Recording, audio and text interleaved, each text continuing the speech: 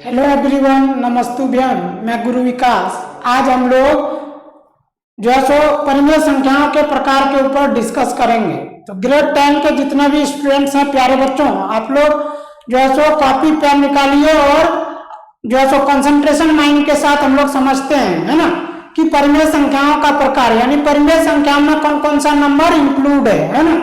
तो सबसे पहले हम लोग जानते हैं कि परिमेय संख्याओं में प्राकृत संख्या इंक्लूड है, पूर्ण संख्या इंक्लूड है, पूर्णांक इंक्लूड है, भिन्न संख्या इंक्लूड है ना, और फिर दशमलव में शांत दशमलव और जो है टर्मिनेटिंग डेसिमल और नॉन टर्मिनेटिंग रिपीटिंग डेसिमल, यानी कि आवर्ती दशमलव को हम लोग जो है परिमेय संख्याओं में इंक्लूड है, ये सब, है ना। तो हम लोग एक एक करके समझेंगे। सबसे पहले प्राकृत संख्या, है ना, यानी जिसको कि इंग्लिश में कहते हैं नेचुरल नंबर। प्राकृत संख्या किसे कहते हैं, यानी नेचुरल नंबर क्या है। तो प्राकृत संख्या यानी गिनती की संख्याओं को हम लोग प्राकृत संख्या कहते हैं, है ना। प्राकृत संख्या एक से शुरू होने वाले गैर ऋणात्मक पूर्णांकों का समुच्चय होती है ना।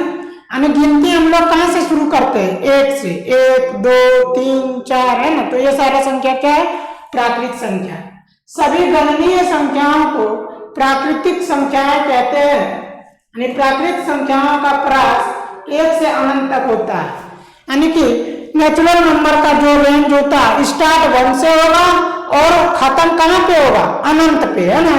गिनती का कोई अंत नहीं है प्यारे बच्चों। तो उसका जो रेंज हो गया वो 1 से शुरू हुआ और अनंत पे खत्म होगा, है ना। तो यही चीज यहाँ पे लिखा है कि प्राकृत संख्याओं का परास 1 से अनंत तक होता है और इसे हम लोग कैपिटल एन से दर्शाया जाता है ना। इसे कैपिटल एन से दर्शाया जाता है। और प्यारे बच्चों, सबसे छोटी प्राकृतिक संख्या क्या होती है, तो 1 होती है ना। सबसे छोटी प्राकृतिक संख्याएं 1 है, जबकि कोई सबसे बड़ी प्राकृतिक संख्या नहीं है। और सबसे बड़ी प्राकृतिक संख्याओं को, है ना, हम लोग आइडेंटिफाई नहीं कर सकते हैं, क्योंकि प्राकृतिक संख्याओं का समुच्चय क्या है, अनंत है। यानी प्राकृतिक संख्याओं का जो इंड है वो अनंत पे हो जाएगा, है ना। इसलिए हम लोग ग्रेटेस्ट यानी सबसे बड़ी प्राकृतिक संख्या नहीं बता सकते हैं। अब जैसा कि उदाहरण में यहाँ दिया है, यानी प्राकृतिक संख्याओं को हम लोग कैपिटल एन से डिनोट करते हैं, जिसका समुच्चय जो है सेट 1 2 3 4 5 डॉट डॉट डॉट, है ना। यह आपका प्राकृतिक संख्याओं का सेट हो गया। अब हम लोग पूर्ण संख्याओं के बारे में समझेंगे कि पूर्ण संख्या क्या है ना। तो पूर्ण संख्या जो है प्यारे बच्चों, जीरो और प्राकृतिक संख्याओं का जो कलेक्शन है उसी को हम लोग पूर्ण संख्या कहते हैं, है ना। अब जैसे कि देखिए, पूर्ण संख्या जो है प्राकृतिक संख्याओं 1 2 3 4 5 और 0 का समुच्चय होती है, सेट होता है। इसमें ऋणात्मक संख्याएं, भिन्न या दशमलव शामिल नहीं होते हैं, है ना। पूर्ण संख्याओं में जो सो ऋणात्मक संख्या, भिन्न और दशमलव शामिल नहीं होगा। यानी कि पूर्ण संख्या कहां से शुरू होगा, 0 से शुरू होगा और अनंत पे खत्म होगा, है ना। 0 से अनंत तक होती है। यानी पूर्ण संख्याओं का जो परास होगा, रेंज होगा, वो 0 से अनंत तक होगा, है ना। इसे कैपिटल W से दर्शाया जाता है। और 0 क्या है, सबसे छोटी पूर्ण संख्या है प्यारे बच्चों, है ना। और सबसे बड़ी पूर्ण संख्या हम लोग नहीं पता कर सकते हैं, जबकि कोई सबसे बड़ी पूर्ण संख्या नहीं होती, क्योंकि पूर्ण संख्याओं का समुच्चय क्या होता है, अनंत होता है। और पूर्ण संख्याओं का सेट को हम लोग कैपिटल W से डिनोट करते हैं, है ना। किससे, कैपिटल W से डिनोट करते हैं, यानी 0 1 2 3 4 अप टू इनफाइनाइट, है ना। तो इस तरीके से ये था आपका पूर्ण संख्याओं का परिभाषा। और अब हम लोग इंटीजर के बारे में समझेंगे प्यारे बच्चों, है ना। पूर्णांक क्या है, तो पूर्णांक जो है एक लैटिन शब्द है प्यारे बच्चों।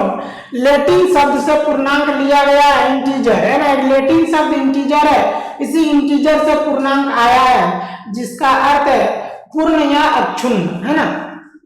पूर्णांक संख्याओं का एक विशेष समूह होता है। क्या होता है, एक विशेष समूह होता है जिसमें कि 0 धनात्मक संख्या और ऋणात्मक संख्या इंक्लूड होता है। अतः पूर्णांक एक पूर्ण संख्या होती है ना, यानी भिन्नात्मक संख्या नहीं होता है। यानी पूर्णांक प्यारे बच्चों पूर्ण संख्या होगा, प्राकृत संख्या होगा, है ना, लेकिन भिन्न संख्या नहीं होगा, जो कि धनात्मक, ऋणात्मक या शून्य हो सकती है ना। पूर्ण संख्याओं के समूह को कैपिटल जेड से द्वारा जो है सो दर्शाया जाता है, जैसा कि नीचे दिखाया गया है ना। कैपिटल जेड इक्वल टू जैसे -7, -6, -5, -4, -3, -2, -1, 0, 1, 2, 3, 4, 5, 6, 7 है ना।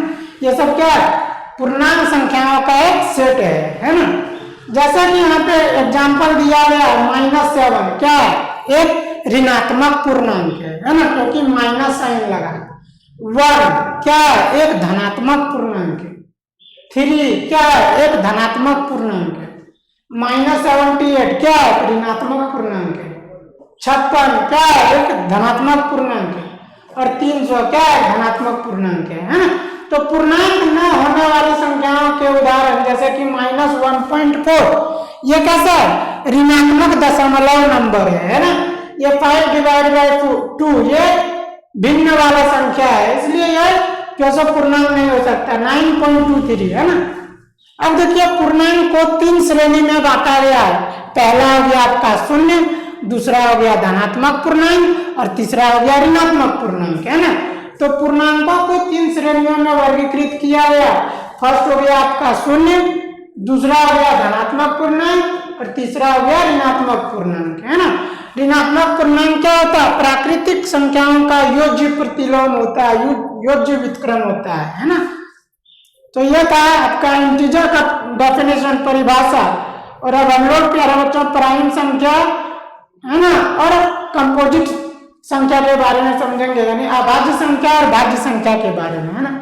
तो अभाज्य संख्या किसे कहते हैं, यानी अभाज्य संख्या एक से बड़ी एक धनात्मक पूर्णांक होती है जिसके ठीक 2 भिन्न धनात्मक भाजक एक और स्वयं संख्या होती है।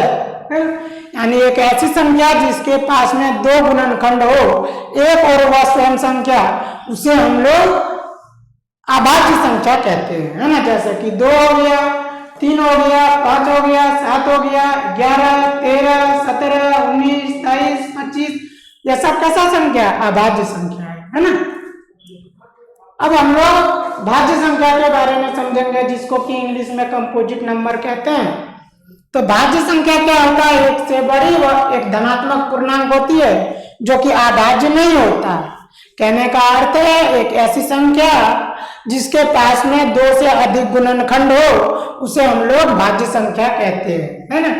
ये देखिए भाज्य संख्या एक से बड़ी एक धनात्मक पूर्णांक होती है जो अभाज्य नहीं होती। दूसरे शब्दों में हम लोग ये कह सकते हैं कि इसके 2 से अधिक भिन्न धनात्मक भाजक होते हैं, यानी फैक्टर होते हैं। जैसे 4 हो गया, 4 1 से भी, 2 से भी, 4 से भी डिविजिबल है। 6 हो गया, 1 से भी, 2 से भी, 3 से भी, 6 से भी डिविजिबल है ना। तो यह था अभाज्य संख्या और भाज्य संख्या का परिभाषा। अब हम लोग सम संख्या और विषम संख्या के बारे में समझेंगे है ना।